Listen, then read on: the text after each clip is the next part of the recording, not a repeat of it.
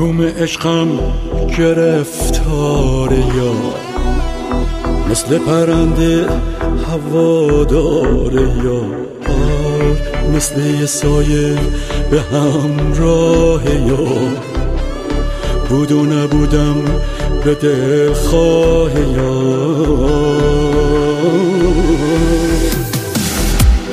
هرچی که یار گفت دلم گفت به چشم، از گل و خار گفت دلم گفت به چشم، هر جا که یار بود دلم گفت برو، با گل و خار بود دلم گفت برو.